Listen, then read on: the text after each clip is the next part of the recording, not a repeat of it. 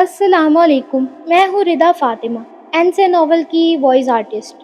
مزید مزے کی ناولز پڑھنے کے لیے این سے ناول کی آفیشیل ویب سائٹ پر جائیں، لنک آپ کو ڈسکرپشن میں مل جائے گا۔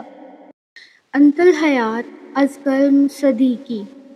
آفس میرا ہے اور یہ کیبن، یہ کرسی۔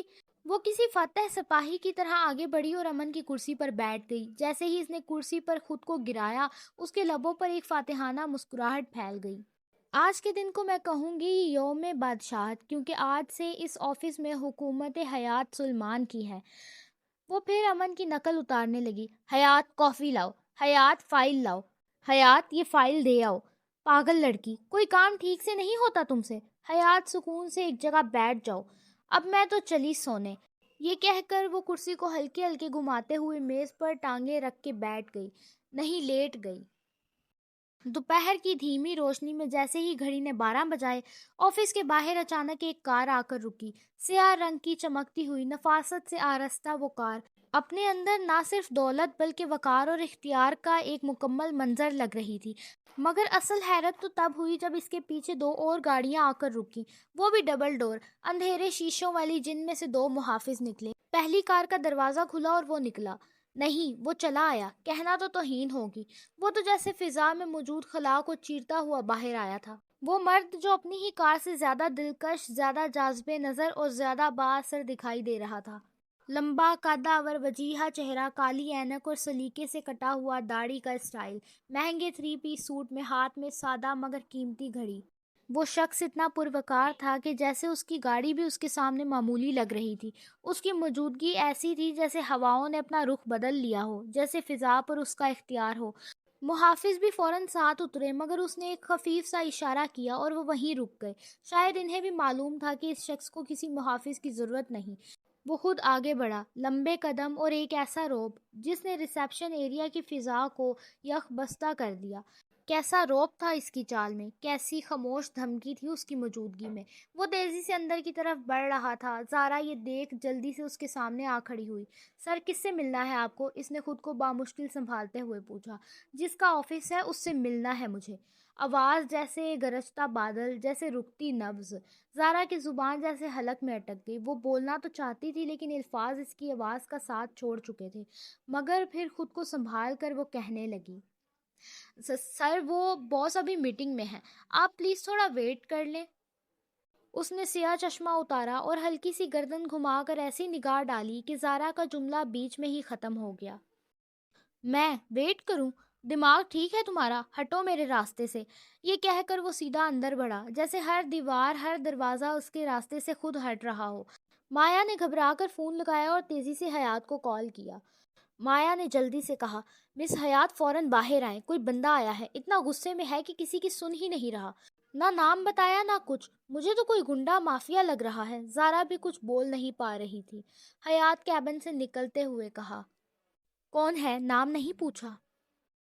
خود آ کر دیکھو، اتنا غصے میں لگ رہا ہے، اوپر سے اتنا لمبا، دیکھ کر ہی ڈر لگ رہا ہے۔ مایا نے اتنا کہا اور فون رکھ دیا۔ اب حیات باہر آئی، چہرے پر معمول کی شوخی کی بجائے غیر معمولی سنجیدگی چھائی ہوئی تھی۔ پھر اس کی نظر اس شخص پر پڑی، اونچا قد، نگاہیں سیدھی، اور ایک ایسا روب کہ لمحے بھر کو وہ خود بھی ٹھٹک گئی۔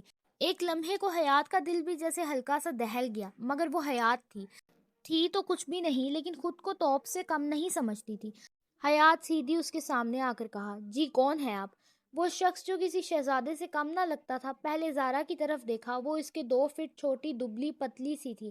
پھر مایا کو گھورا، وہ بھی زارا کی جیسے ہی دبلی پتلی ہی سی تھی۔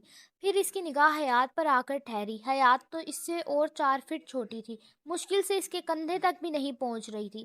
وہ تینوں کو باغور دیکھتا گھورتا بولا، تمہارے باس نے کیسے کیسے چوزے ہائر کیے ہوئے ہیں، ہٹو میرے راستے سے، دماغ کی دہی کرنے کی ضرورت نہیں ہے۔ حیات کو جیسے جھٹکا لگا، چوزے؟ وہ تقریباً چیخی، آنکھیں پھیلا کر اس کی طرف دیکھتے ہوئے۔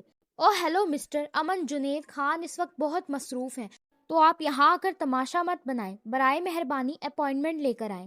اپائنٹمنٹ؟ میں اپائنٹمنٹ لوں؟ سیریسلی میں؟ وہ غضب ناک ہو کر چلایا۔ آواز اتنی بلند تھی کہ پورے آفس کی نظریں اس کی طرف اٹھ گئیں۔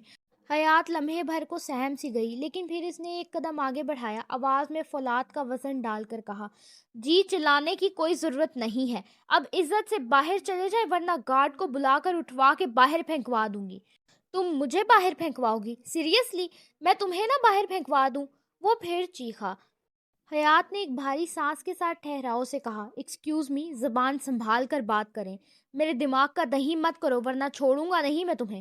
حیات نے تیور دکھاتے ہوئے ایک قدم آگے بڑھا کر کہا، او ہیلو، پہلے پکڑ تو لو یو ایڈیٹ، میری نظروں سے 100 فٹ دور ہو جاؤ نہیں تو بہت برا کر جاؤں گا میں، وہ اسے وارن کر رہا تھا۔ حیات نے آنکھیں گھماتے ہوئے کہا، کیا عجیب مصیبت ہے؟ میں تمہیں مصیبت دکھ رہا ہوں؟ وہ تیش میں آ کے چلایا، ہاں تو کب سے میرا دماغ کھا رہے ہو، جبکہ بار بار کہہ رہی ہوں کہ باس ابھی بزی ہیں، وہ آپ سے نہیں ملنا چاہتے۔ حیات نے تیورے چڑھا کر بولا، میں تمہارا دماغ کھا رہا ہوں یا تم میرا؟ وہ اب مزید بھڑک چکا تھا، وہ پھر چلانے لگا، نہیں چیخنے لگا، بھائی! حیات نے تھک کر کہا، لیکن طنز بھرا تحمل برقرار رکھتے ہوئے کہا، آپ کے بھائی یہاں نہیں ہے، فضول چیخنے کی ضرورت نہیں ہے، لگتا ہے اب آپ کو اٹھوا کر پھینکوانا ہی پڑے گا، کیونکہ لاتوں کے بھوت باتوں سے نہیں مانتے۔ اب وہ شخص جس کی آنکھوں میں حد سے زیادہ آگ تھی، جیسے بس پھٹنے ہی والا تھا، ہاتھ سختی سے مٹھی میں بند، چہرہ انگارا اور لب لرزتے ہوئے کچھ کرنے ہی والا تھا۔ تب ہی آفس کے دروازے سے ایک بھاری قدموں کی آواز آئی اور امن داخل ہوا۔ امن نے ابرار کو دیکھ کر حیرانی سے پوچھا، تم یہاں کیا کر رہے ہو ابرار؟ سناٹا۔ چند لمحوں کے لیے جیسے سب کی سانسیں بند ہو گئیں۔ ابرار نے چہرہ سرخ، دانت بھینچتے ہوئے غصے میں بولا، گلی ڈنڈا کھیلنے آیا ہوں۔ حیات نے چونک کر امن کی طرف پلٹ کر غصے اور حیرت کے امتزاج سے کہا، آپ جانتے ہیں اسے؟ ہاں جانتے ہی ہوں گے، یہ عجیب پاگل سنکی نفسیاتی انسان ہے، نہ سمجھنے کی صلاحیت نہ سننے کی۔ میں اتنی دیر سے سمجھا رہی ہوں کہ آپ مصروف ہیں، لیکن نہیں، جناب کو صرف شور مچانا ہے۔ وہ بولے جا رہی تھی اور امن صرف آنکھوں کے اشارے سے اسے چپ کرنے کی کوشش کر رہا تھا، لیکن وہ تو حیات تھی، امن کا اشارہ سمجھ ہی نہ جائے۔ ابرار پھر سے چلایا، بھائی دیکھو، اس وقت سے میرا دماغ کھا رہی ہے یہ لڑکی، تم نے ایسی لڑکی رکھی کیسے یہاں؟ ابھی کے ابھی نکالو اسے۔ حیات چنگھاڑتی ہوئی، ہر حد پھلانگتی ہوئی، او ہیلو مسٹر، آپ کو نہ اٹھا کر باہر پھینکوا دوں؟ حیات چپ کرو، یہ ابرار ہے، امن نے سخت لہجے میں کہا۔ حیات نے غصے سے کہا، تو میرا بھائی ابرار جنید خان؟ امن کا لہجہ اب بھی سخت تھا۔ خاموشی۔ اس کا چہرہ جو لمحے بھر پہلے لفظوں سے دہک رہا تھا، اب جیسے ہوائیاں اڑانے لگا۔ حیات نے دھیرے سے شوق میں کہا، یہ وہ ابرار کی طرف دیکھی جو اب بھی غصے میں بھرا ہوا تھا، جسے آنکھوں سے چنگاریاں نکل رہی ہوں۔ امن نے نرمی سے کہا، تم چھوڑو، چلو میرے ساتھ کیبن میں، تم یہاں کیوں آئے ہو؟ ابرار نے غصے سے تھر تھراتے ہونٹوں کے ساتھ کہا، بھاڑ میں گئے تم اور بھاڑ میں گیا تمہارا آفس، اور اب غلطی سے بھی میرے آفس مت آنا، نہیں تو واقعی تمہیں گارڈ سے اٹھوا کر باہر پھینکوا دوں گا۔ کہہ کر وہ فوراً تیزی کے ساتھ باہر نکل گیا۔ ایک بات جو اس آفس میں سب کو معلوم تھی، امن جنید خان پورے شہر کا سب سے باوقار، متین اور نرم مزاج بزنس ٹائکون تھا، مگر اس کے بھائی، وہ تو بالکل اس کے مزاج کے الٹ تھے، غصہ، ضد اور ہر بات پر اپنی منوانے والے۔ جہاں امن ہر بات سوچ سمجھ کر کرتا تھا، وہیں اس کے بھائی سوچنے سے پہلے ہی حرکت میں آ جاتے تھے، اور یہ آج ثابت بھی ہو چکا تھا۔ امن اب مکمل خاموشی سے سخت نظروں کے ساتھ حیات کی طرف متوجہ ہوا۔ امن نے حیات کے اوپر نظریں گاڑتے ہوئے کہا، حیات، اب اس ایک لفظ میں سوال نہیں، صرف غصہ تھا۔ حیات نے ناک سکیڑتے ہوئے کہا، عجیب۔ حیات نے پیار سے پوچھا، تو بتانا چاہیے تھا نا؟ نہیں، بس سیدھا اندر گھسے آ رہا تھا۔ تو حیات کیا کرتی؟ آپ نے جیسا کہا حیات نے ویسے ہی کیا۔ مایا نے آنکھیں گھماتے ہوئے کہا، پیار سے؟ یہ تمہارا پیار تھا حیات؟ حیات نے جھنجھلا کر مایا کو گھورتے ہوئے کہا، شٹ اپ، بیچ میں مت بولو، شروع میں نے واقعی پیار سے ہی پوچھا تھا۔ اب وہ اتنی شدت سے صفائی دے رہی تھی جیسے کوئی جرم کر بیٹھی ہو۔ زارا نے شرمندگی سے کہا، سر وہ آپ کے بھائی تھے، ہمیں تو معلوم ہی نہیں تھا، اور وہ پہلے کبھی یہاں آئے بھی نہیں، تو ہم پہچان نہیں سکے، سوری۔ اٹس اوکے، تمہاری غلطی نہیں، اور ویسے بھی اس کا اپنا آفس ہے، اسی لیے وہ یہاں نہیں آتا۔ آج بھی ضرور کوئی ضروری بات ہوگی تبھی آیا ہوگا، ورنہ ایسے نہیں آتا وہ۔ زارا نے دھیرے سے کہا، اب؟ امن نے سنجیدگی سے کہا، مگر ہلکے تھکے ہوئے انداز میں، اب کچھ نہیں، تم اپنا کام کرو، میں گھر جا کر خود بات کر لوں گا اس سے۔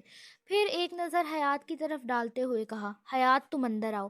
یہ کہتے ہی وہ اپنے کیبن کی طرف بڑھ گیا۔ حیات نے نچلا ہونٹ دانتوں تلے دبا کر خود سے کہا، ہاں، ان کا بھائی بھی ان کی طرح ہے، سیدھی سیدھی بات نہیں کرنی آتی۔ اللہ حافظ، آپ سے ملتی ہوں کسی اور ایپیسوڈ میں، اپنا خیال رکھیے گا۔ آگے کے پارٹ کے لیے این سے ناول کو سبسکرائب کریں اور انتظار کریں۔